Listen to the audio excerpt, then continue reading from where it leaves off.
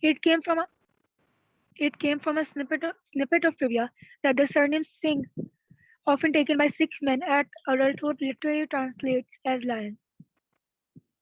Hmm. It, So I am going to go back to the same slide, and I wanted to show you that this is the poem which is called The Pride of Lions. The title is basically this. It belongs to our AS level paper 1 section poetry. We are focusing on Songs of Ourselves volume 2. So the students who are appearing either for October November exam paper, because this video is uploading to the October November exam paper, they will be able to understand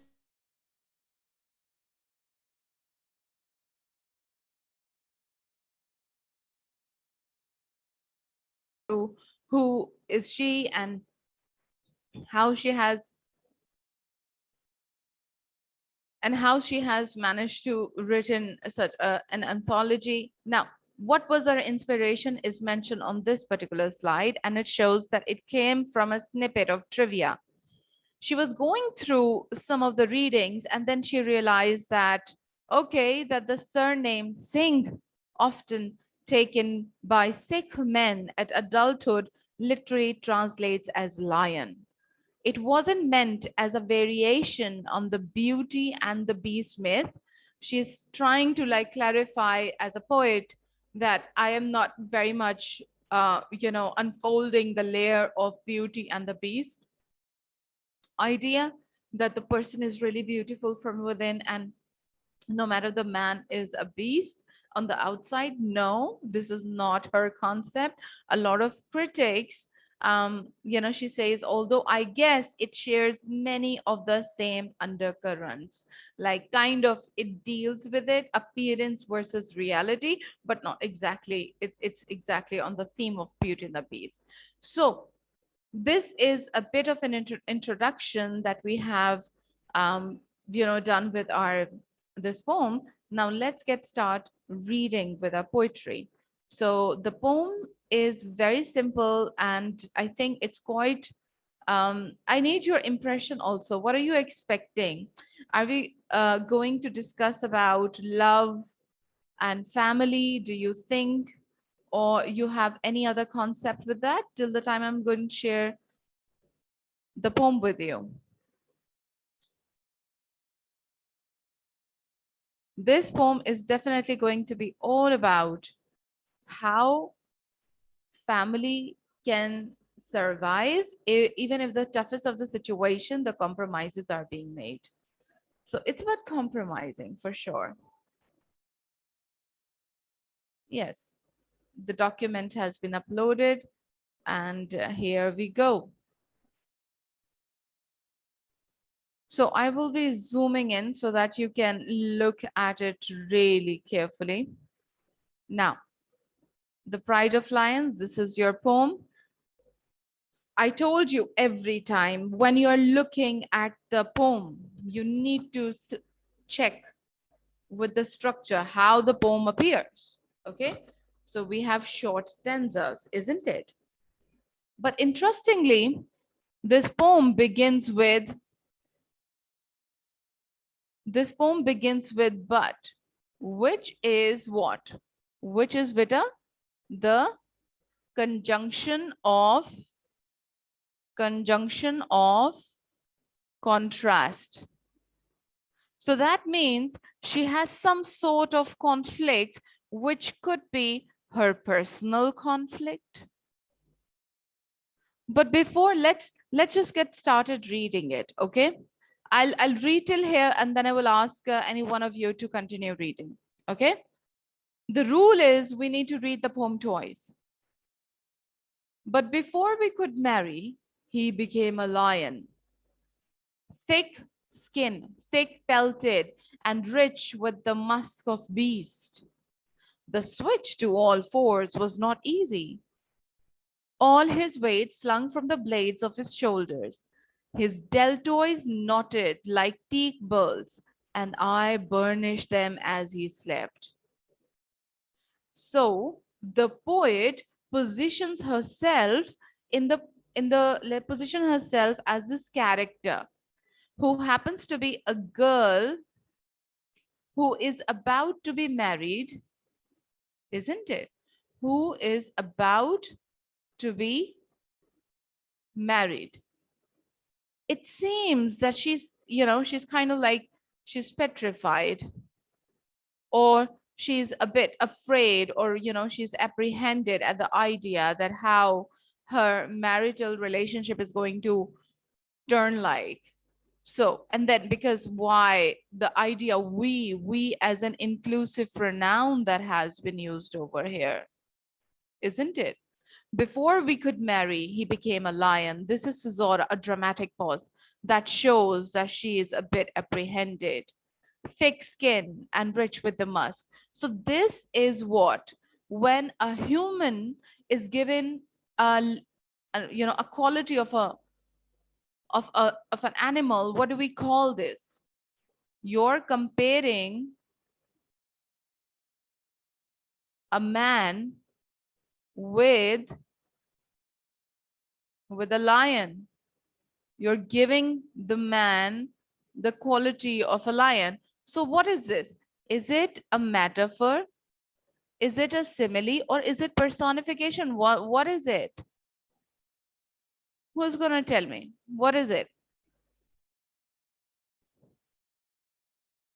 When you give any quality to a man, for example, you're comparing a man with a lion because of his bravery, because of his outlook, the way he appears, tough and bold and confident. So is this a metaphor or a simile? Simile? She's simile. It will be simile if there will be like or as used. So it is not a Okay. simile. Okay, but thank you for trying. We're all learning, so it's a part of your learning process. He became a lion. This is what we call, beta, what is this? This is a metaphor, and you will find that this poem is full of extended metaphors, one metaphor over the other, one metaphor over the other that has been used. It's going to be called extended metaphor then.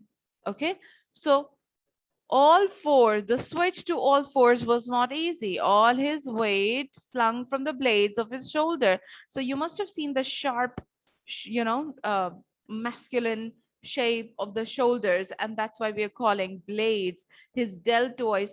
So we have a strong visual image, but at the same time, we are saying that this is resonating with animalistic imagery. What do we call this, beta? Animalistic imagery, animal imagery.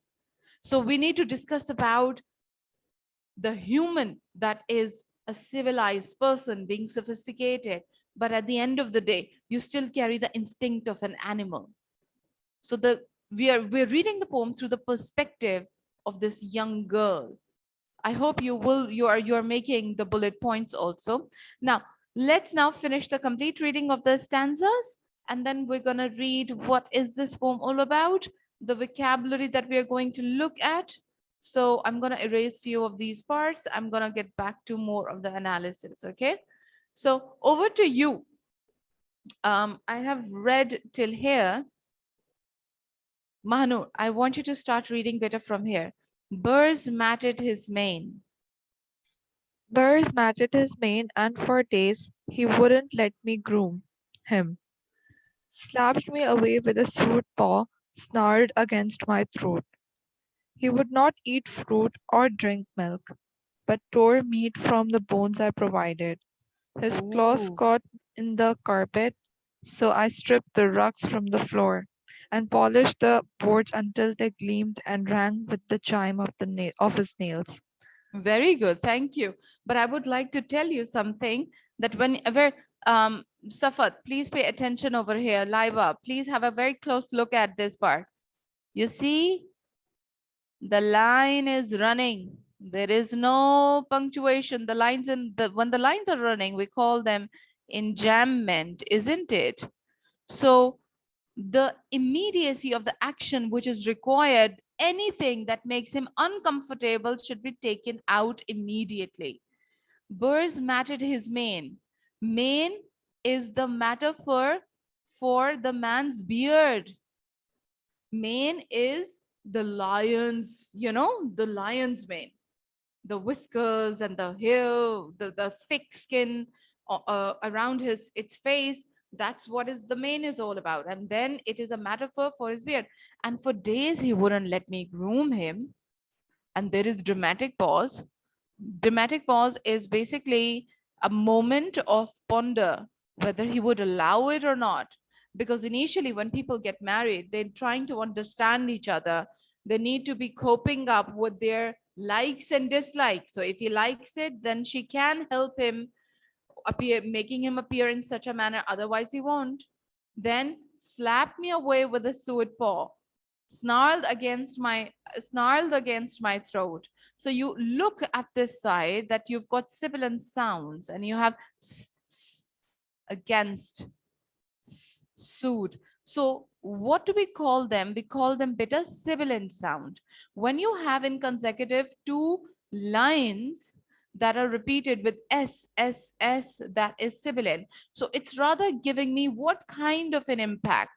It's rather giving me what kind of, it's almost like stealthy movement that he makes, which is really loaded with anger.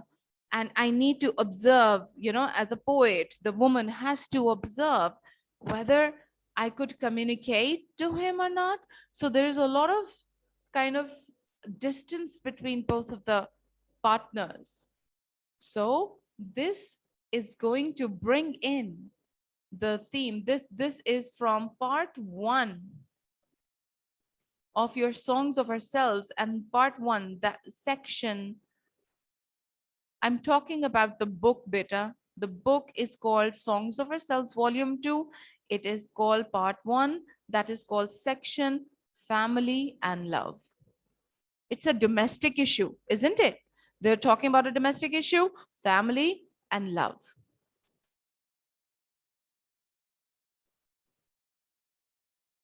So it creates rather a sinister effect. I repeat, it creates rather a sinister effect.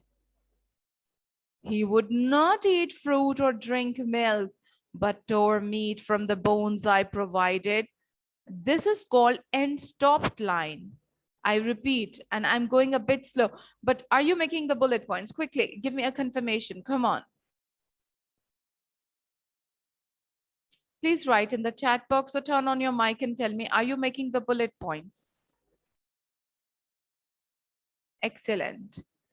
So Manur is making bullet points, Laiba is making bullet points, and Safad Beta, if you can acknowledge, I would be thankful.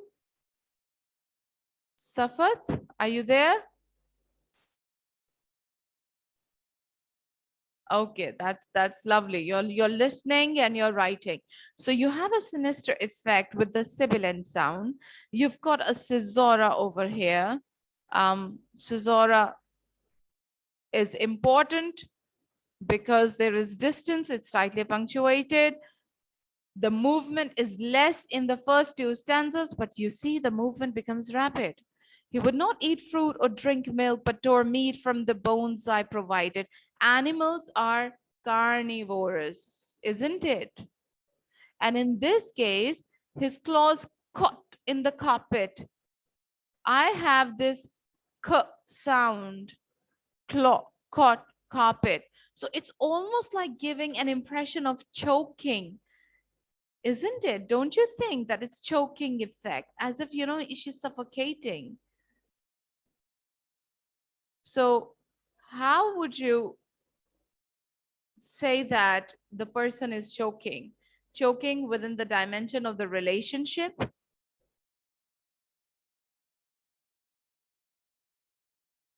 It's almost like she's been strangled. Okay. When we are talking about choking, I repeat, please write it down. The C sound, k, k, k, This is choking effect created by the use of an alliteration. Alliteration. Alliteration are those sounds which are similar within the nearest proximity. C, C, C, but these are alphabet C, however, they are pronounced as K. So I stripped the rugs from the floor and polished the boards until they gleamed and rang with the shines of his nails. You can't take pause over here.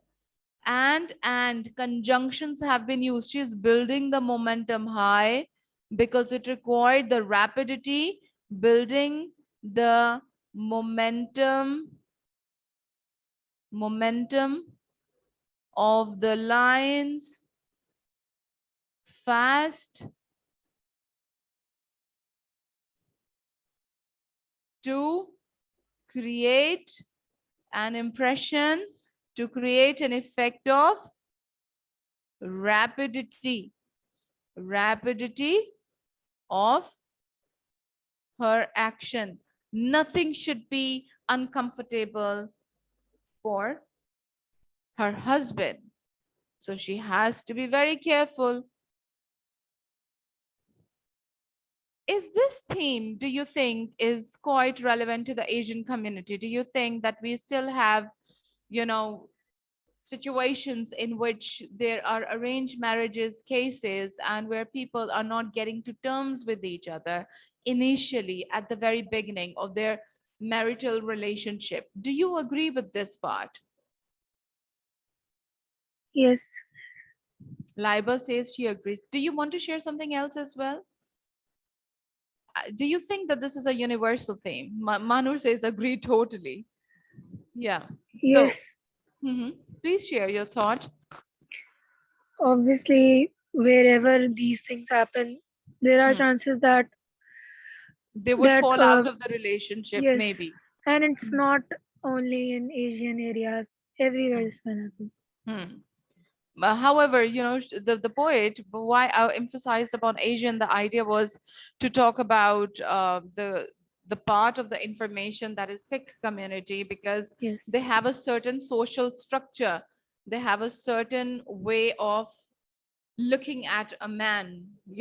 By man, I mean the society, society, which is, I'm using this expression, I hope you would be able to understand. This is called patriarchal realm, which is beta male dominating society. And here the role of a man is more of significant as compared to a woman. But the poet is communicating more than this. She's saying that sometimes compromising and patience, that is a virtue, things can be better. You can work out your relationship. The bigger, I mean, the bottom line of the poem is that. So I could I could easily feed you people with the ready-made answer, which I have right over here. Analysis, it says analysis of The Pride of Lions by Joanna Preston. And then I have all the vocabulary words jotted down over here. What do we mean by thick pelted, all fours, deltoids, teak pearls, everything that has been mentioned, then the story, and a very summarized way, the concept clearing aspect that has been given, who is the speaker, what kind of language. So it's a complete set of information. Yes, thank you, Manur, for appreciating. I've got like language and each and everything, but at the same time, initially I wanted my students to just work on with their mind and critical thinking and think hard about everything. So what dynamic words, and I need to discuss with you symbolism and semantic field, structure and form, and then the context, and every single thing is, and this is not it. This is just a part of information. Through this document, you can create a wonderful, a holistic, wholesome, healthy 25-mark response. So I did not make you eventually happy by showing all of this to you, because I wanted you to think critically. And independent thinking is something even better. Because when your concept is clear, only then you can shape up your interpretations. That makes the writing more impactful. So you have over here, so we were right here. So what happens? Previously, she was quite scared of coming even near to him or to understand him. And then look at the last two stanzas. So I need to erase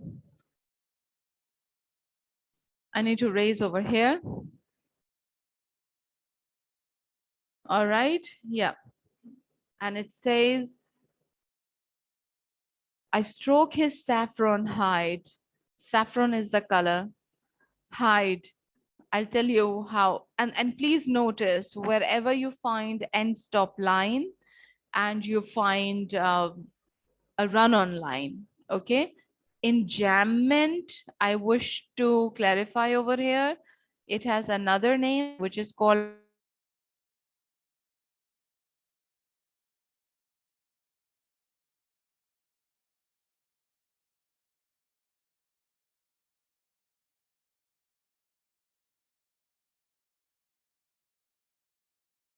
here, no pause. Pause, that means no punctuation. End stop line means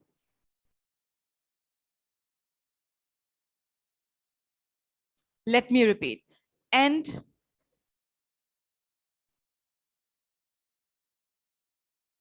stopped line or lines.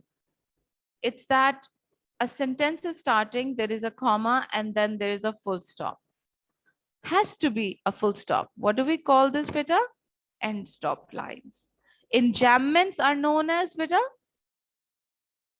Enjambments are run on lines. End stop lines are it started and then it ended quite easily. I stroke his saffron hide and tangle my fingers deep in his ruff, draw him up around me, ardent as the gleam of his topaz eyes. Can anyone tell me what is topaz? They are referring Yes, to it's a his eyes. stone. It's a stone. Very good. It's a gemstone. You know what is the quality of it? It changes colors. And this is symbolically representing beta. It's symbolizing what?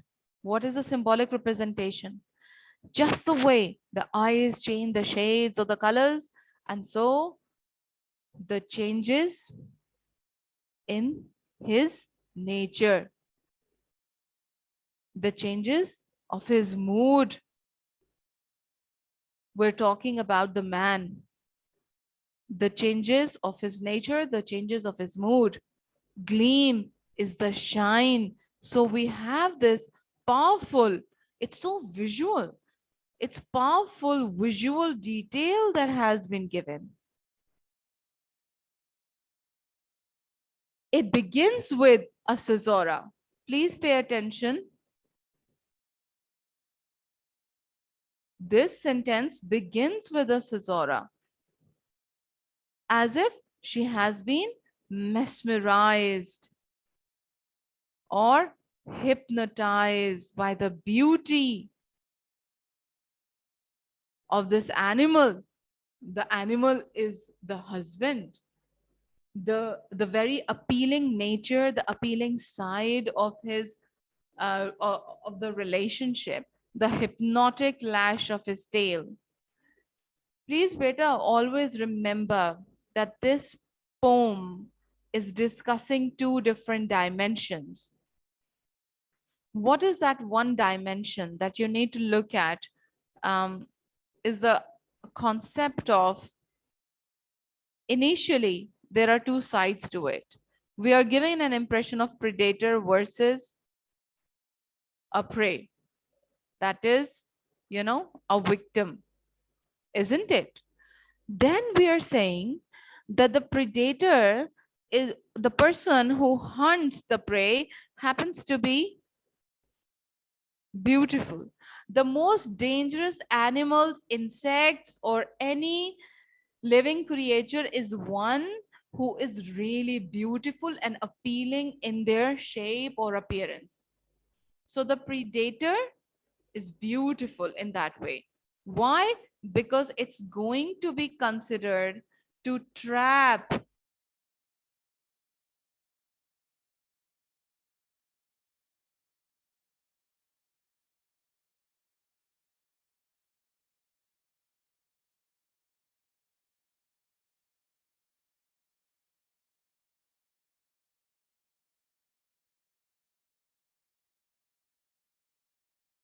as well. I'm using metaphorical Manur and all the other students. You need to realize one thing, that it's natural cycle. It's kind of like the ways in which animals behave.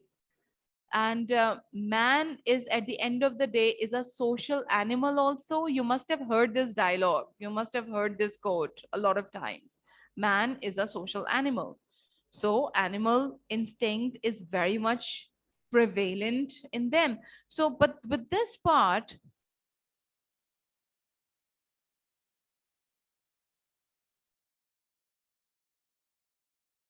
is stunned and like mesmerized and hypnotized by the appearance, the rasp of his tongue on my thigh,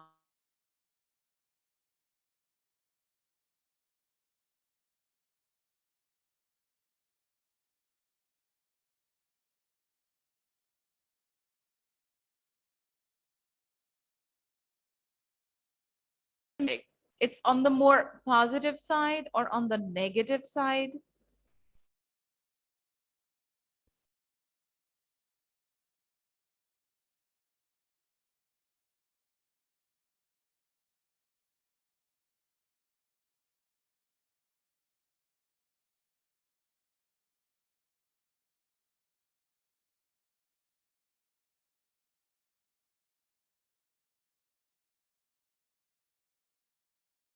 To identify, I'm leaving with like all of these questions so that you should be able to think critically think.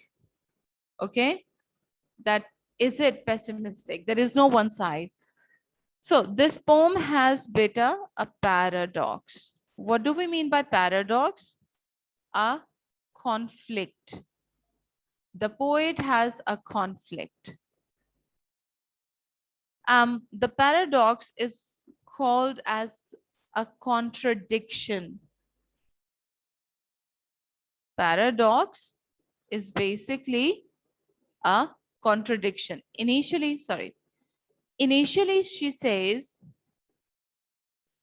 that I am scared of, she was scared of her own husband, but towards the end she has, acceptance has come. Don't you think acceptance has come?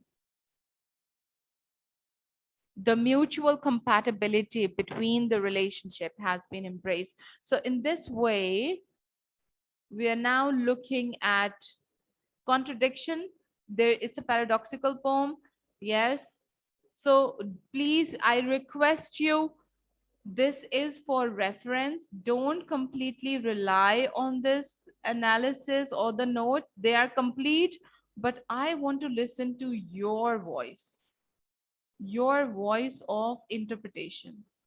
Something that you want to describe on your own, something that you want to generate as a comment. Okay. So, Laiba, would you please read Vita from here, the first line till the end?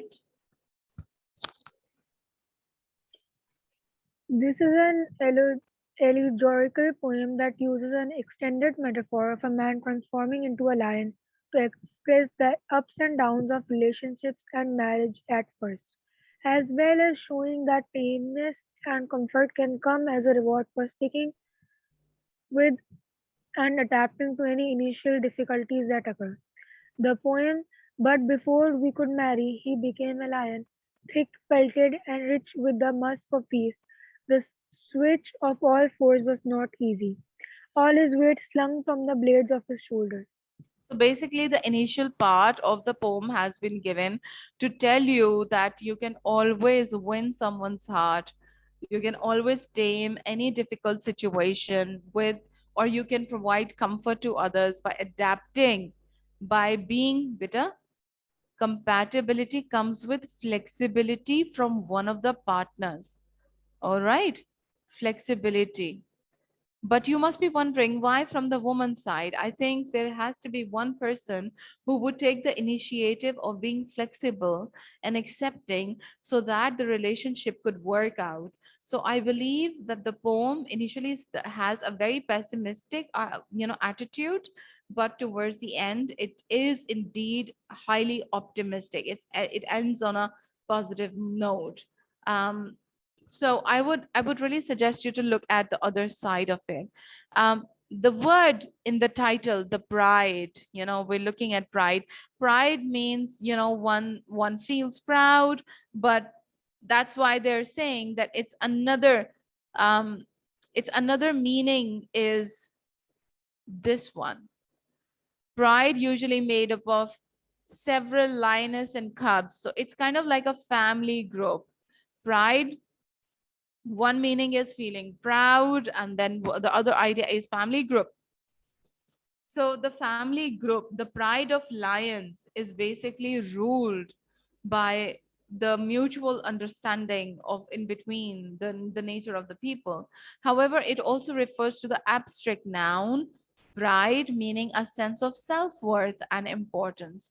Like, I take pride in myself that I have a family which is really living in peaceful, let's say, harmony. So it's that way. Then you have thick pelted. So they're describing you with these expressions. Thick pelted, having a thick skin. Pelts refer to animal skins usually covered with a fur musk, a deep scent. Animals have a certain scent to them, and which you can easily recognize. So she relates her husband to be with that animal. So again, it's a it's a symbol of bravery. I get it, but at the same time, it's a bit wild um aspect to it also. So you look at two dimensions. The more the interpretations, the better your understanding it's going to be. All four, the lion walks on all four of its legs. When a human or animal crawls or walks using all four limbs, hands, and knees for a human. So they are using, there has to be like, I need to be using, there has to be a gap in between a human over here. So what are we showing? That he starts using his hands more like an impactful action, rather than only his legs. So he's using his body language in the powerful way. Deltoids are shoulder muscles. Teak bulls, this is interesting. Teak bulls. Mahanur, can you read this? Can you read this so that I can explain you back in the lines how they have been used as a simile? This has been Okay, used as a miss. simile. Teak Teak bulls. burls. Teak is a type of wood. Burrs are the knots and imperfections that can be seen in wood grains. Burnished, it is polished, usually metal. Burr is seed with sharp hooks that stick onto fur and clothes. Suede is soft leather. Hmm. So you can say that a lot of B sounds are there. So I told you, like, if there are C sounds, that we call them choking effect, right? But when you have B sounds, they rather create bold effect. Bold as in bitter, loud impact. All right? You have to look at the expressions, and I want to take you back to the use of simile, how this is taking account of. Let me erase this part so that it's even clearer to you.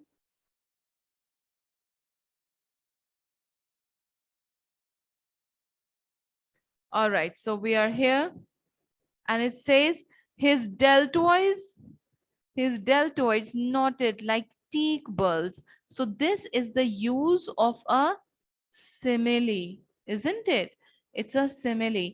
Teak bulls, dry wood.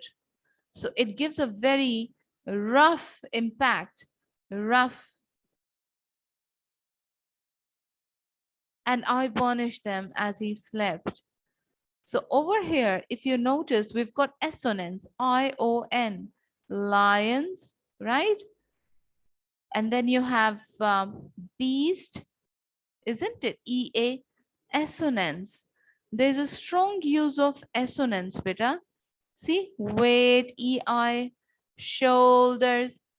Then you have, let me, deltoids, right? Force, O-U. Then you have, to look for groom. Groom, he wouldn't let me groom him. So this is an elongating sound, as if groom is creating a roaring effect,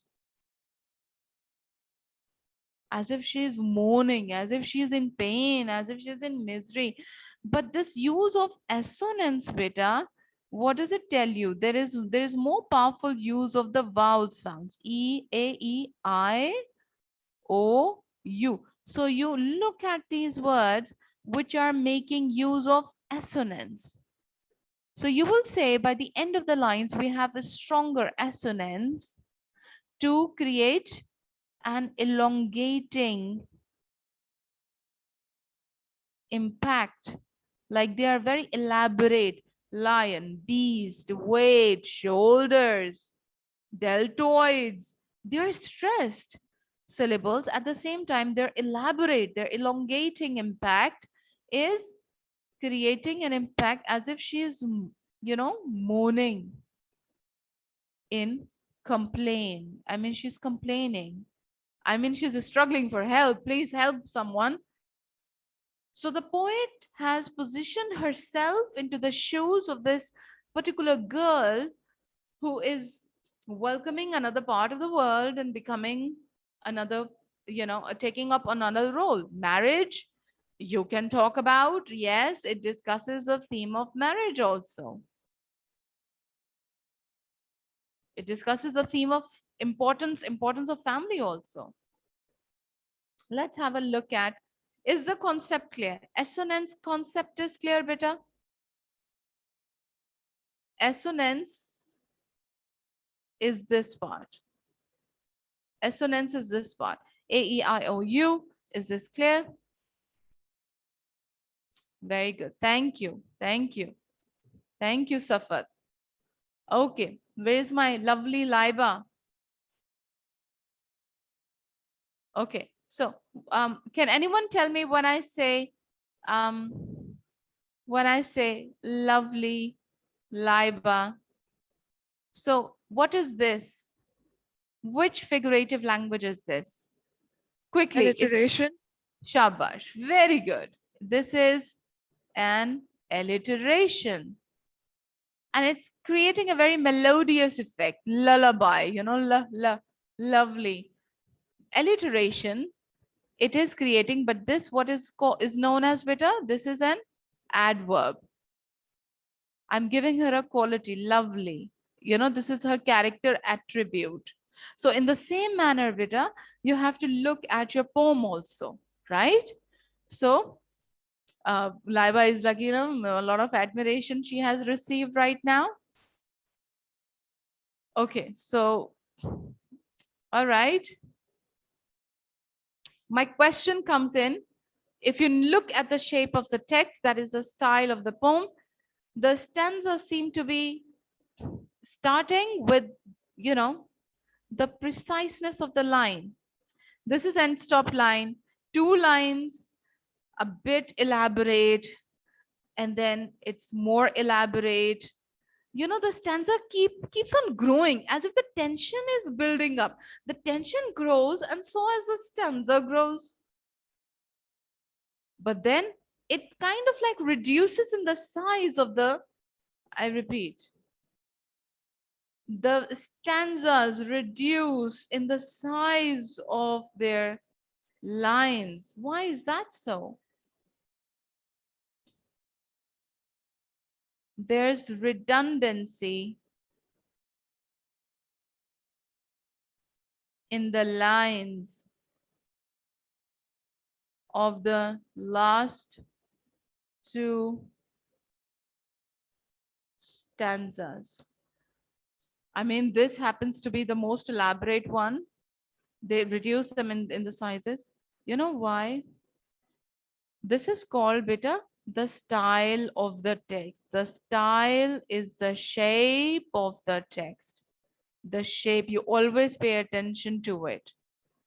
The shape is indicative of movement. Indicative, it's significant. It's indicative of the movement. Movement of what?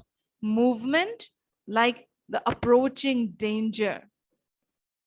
Perhaps the movement is now is at a halt, is at a comfort position, or there is more rapid movement.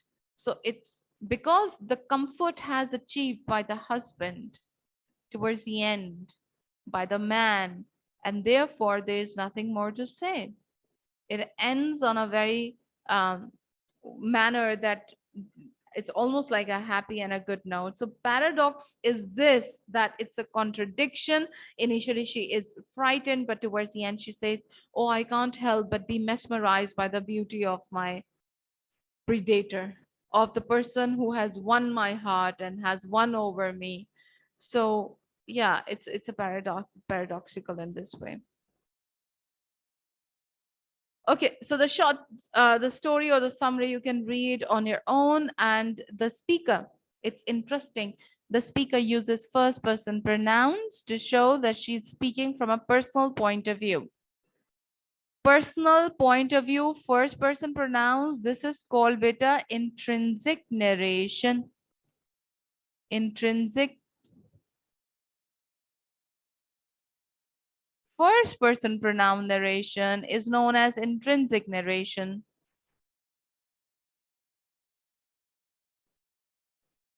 She explains that their connection started before marriage, and at that point he also became a lion, a metaphor which suggests she views him as powerful in any animalistic sense, and that she has a strong feeling of loyalty towards him.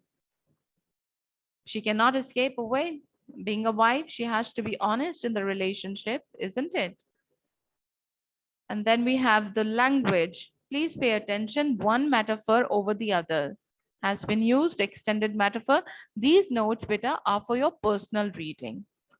Okay. So you have extended metaphor. The transformation of the man into a lion has a fairy tale, allegorical quality to it. It feels magical and unbelievable, but we can see that the poet is using figurative language to explore the way in which a person's behavior can change when they enter into a relationship. They may, for example, become more rough or wild at first, and over time, with the right amount of patience and support, become calmer and more comfortable. You can debate on it, you can write the way you like, you can also have interpretation in the best possible ways. There will be certain points with which you would agree, and there will be certain points with which you don't. So please have your say, try to describe them, copy paste some of your notes from this site, these notes, and then the way I explained you can definitely go more about it. So his claws caught in the carpet. This is, see, the visual image is underscored by harsh k sound, which give the textural impression of the claws as they stick in fabric. Because the way he walks, if he doesn't like something in the house, that has to immediately be removed. Dynamic verbs, action verbs, slap, snarl. The dynamic verbs in the third stanzas are violent and intended to shock the reader. The lion shows his wilder instincts and powerful, dangerous behavior. This may symbolically represent arguments that the couple has or difficulties that they experience. That means it could be a case of domestic violence also. This visual, because if you notice, if you go back to stanza number 3, you would realize strongly, you see. So I stripped the rugs. There's a part where he says snarled. Yeah, slapped me away with a suit paw, snarled against my throat. animal instinct, you know, when it's time. Why do you think the throat part has been given? Why throat? Why throat? This is your homework. This is your question. It's 8:55. Need to be getting ready for the next class. I need to connect. I'm leaving you people on one question in the second stanza. Why do we have, is it second or third? Let me quickly check. Yes, it's the third stanza. Why do we have a reference to the throat rather than the arm or the head? He is been metaphorically compared with a lion, and so you tell me why throat? Link it with predator and a prey so that you will even understand better. So far so good. Have you understood? I'm sharing this lesson um, on your WhatsApp group, both of the files. So please make sure that you do your research work, write down a draft of your own understanding of this text. So I will see you inshallah tomorrow. That's it for today. Thank you. If you have any questions, you may ask me if you have.